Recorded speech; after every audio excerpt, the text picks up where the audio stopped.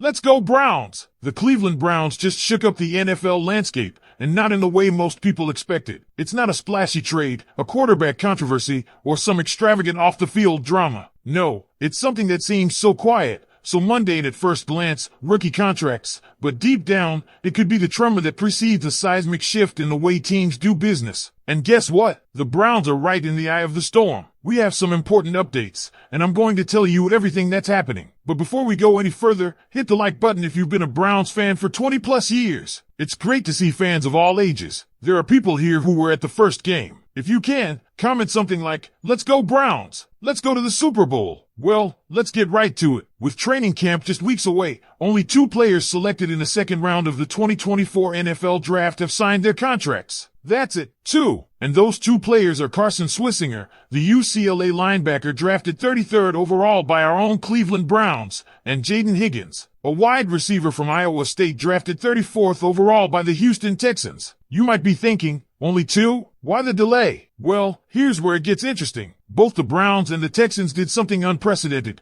They gave their second-round picks fully guaranteed contracts. That's never happened before. Let that sink in. Fully guaranteed contracts for second-round picks. It's the kind of decision that, on the surface, seems simple, maybe even generous. But for the rest of the NFL, especially the owners and general managers, it was like throwing a grenade into the carefully constructed world of rookie negotiations. Because as soon as a player gets a fully guaranteed deal, you can bet every other second-rounder is calling their agents and saying, "I want that, too." You see, agents across the league are now showing up to their negotiating tables and saying, "Look, Higgins and Swissinger got the full deal. My guy deserves the same." And that's why so many second-rounders, including our own Quinton Judkins, the Browns' other second-round pick, haven't signed yet. He's likely holding out for that same fully guaranteed deal Swissinger just secured. But now, here's the real twist. Why did the Browns do this? Why go where no team has gone before? Well, one theory is that the Texans forced their hand. They set the precedent at pick 34, making it nearly impossible for the Browns to justify not doing the same at pick 33. Imagine trying to explain to Swissinger and his agent why the guy picked after him got a fully guaranteed deal, and he didn't. That would have been a PR nightmare and a tough look in the locker room. But maybe it wasn't just about reacting. Maybe Andrew Berry and the Browns front office saw a strategic edge. Think about it. A second-round pick doesn't carry the financial weight of a first-rounder. The cap hit is manageable, the risk is relatively low, and the reward? Massive. You lock in your talent, show players and agents that Cleveland takes care of its guys, and you build goodwill in negotiations down the line. Plus, ownership isn't exactly pinching pennies. The Haslams have shown they're willing to open the wallet if it means getting an edge. Still, what if it goes deeper than that? What if this was Andrew Berry playing 4D chess with the rest of the AFC North, specifically the Cincinnati Bengals? That's right. While this move helps the Browns in their negotiations and potentially strengthens player relations, it might have also been a calculated jab at their division rivals. Because right now, the Bengals are stuck. Their first-round pick, Shedeur Stewart, hasn't signed yet either. And historically, Cincinnati has refused to offer guaranteed money beyond the first year to their top picks. But now, with Cleveland fully guaranteeing the contract of a player taken 15 spots later, Stewart and his team have ammo. They're looking at Cincinnati like, "You're telling me Cleveland can fully guarantee a deal for pick 33, and you can't do the same at pick 18? This could create a ripple effect. If the Bengals cave, even a little, it changes how they operate, and that could put them at a disadvantage in future negotiations, free agency talks,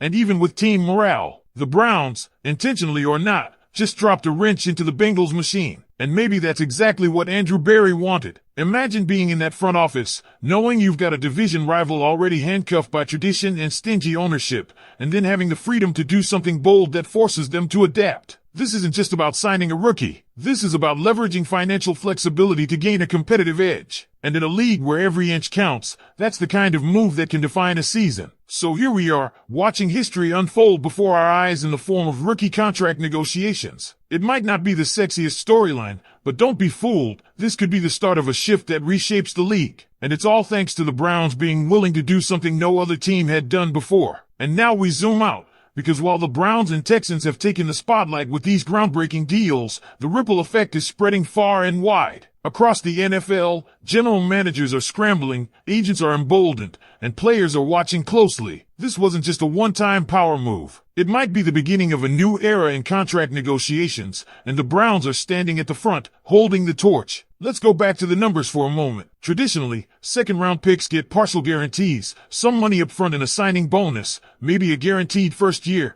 possibly a portion of the second. Full guarantees? That was reserved for top 10 picks or the occasional first-round quarterback. And yet, here's Carson Swissinger, a talented linebacker from UCLA but not a name in Heisman conversations or on national billboards, walking into the NFL with a fully guaranteed deal. That changes everything. It tells future draft classes that this kind of deal is possible. It tells agents that if they push hard enough, if they find leverage, like a precedent set by Cleveland, they can break the mold. And it forces every other franchise into a corner. Do they hold the line and risk looking cheap or unfair? Or do they cave, start guaranteeing more money, and risk destabilizing their own financial philosophy? That's the exact kind of crossroads where chaos thrives, and the Browns may be the architects of that chaos. But let's keep it local. What does this mean for Cleveland's locker room? For one, it could solidify Andrew Berry's reputation as a player-first GM. That matters. When players know the front office is willing to do right by them, that goodwill translates on the field. Veterans talk. Word gets around the league. Free agents looking for a new home might look at Cleveland not just for the football fit,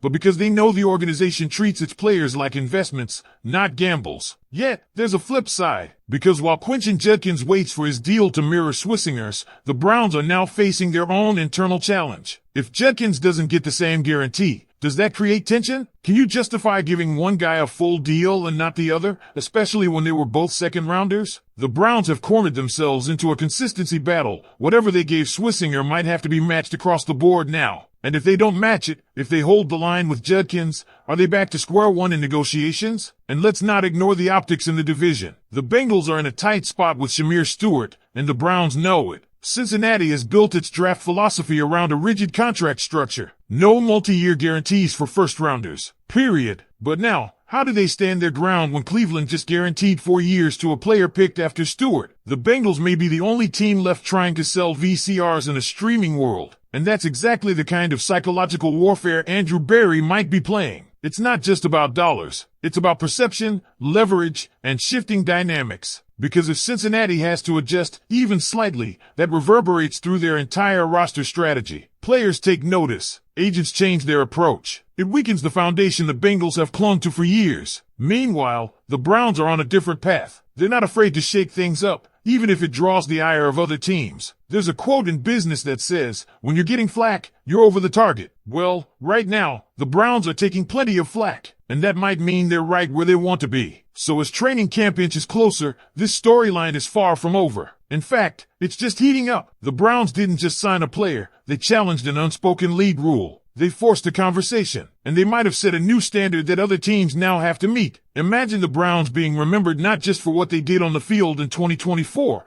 but for how they redefined contract negotiations for a generation of players. That's not hyperbole. That's the scale of what's unfolding right now. So Browns fans, let's hear it. Do you see this as a bold strategic move that could tip the scales in our favor long term? Or are you worried it might backfire by setting an expensive precedent? Drop your take in the comments. Smash that like button if you love seeing Cleveland play the game smarter than the rest. And don't forget to subscribe so you never miss a breakdown like this one. We'll be watching this one closely all season long. Go Browns!